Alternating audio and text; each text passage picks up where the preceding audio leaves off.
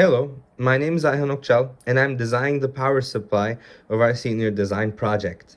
So for the first part of our power supply, instead of a rectified 110 volt AC input, we're going to use a DC power supply of 30 volts, which is around what we would get if we had a rectifier in place.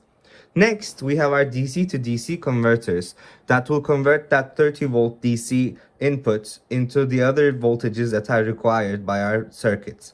The voltages that are required are minus and plus 12 for our audio subsystem, 3.3 volts for our microcontroller, and 5 volts for our LEDs.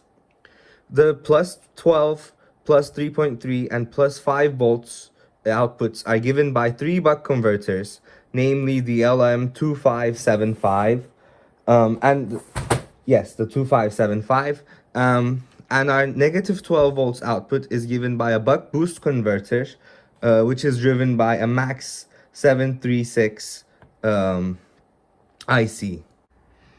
All four of these DC to DC converters work by the same operating principle. Usually, an IC driving a DC to DC converter switches the gate of the power MOSFET, which then regulates the current flow. The output voltage is supplied back using feedback resistors to the IC. And when the output voltage threshold drops below a certain threshold, which is 1.23 volts in all four of these converters, then the power MOSFET switches on. The current flows, output voltage increases, and when the output voltage reaches a desired value, the power MOSFET switches off. This is called pulse width modulation control that's available on all four of these converters. Apart from the power MOSFET and the feedback resistors, there are four other components that we use in order to build one of the converters. The first is the input capacitor that can be seen over here.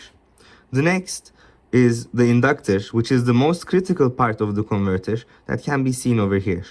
The next one is the output capacitors, which stabilize the ripple, which can be seen over here. And the last one is the Schottky diode that we use to protect the output, which can be seen over here. Now let's test our circuit.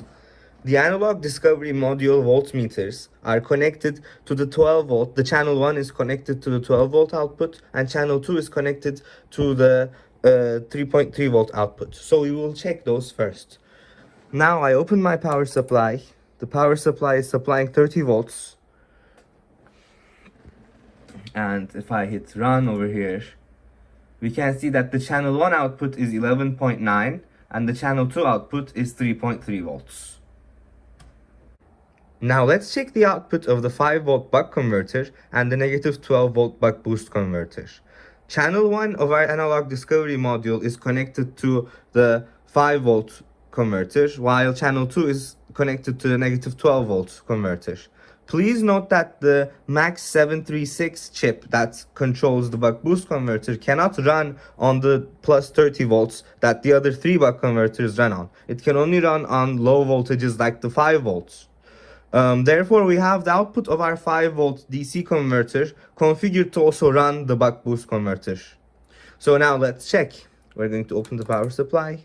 30 volts supplied to the circuit again. All the converters are running, by the way.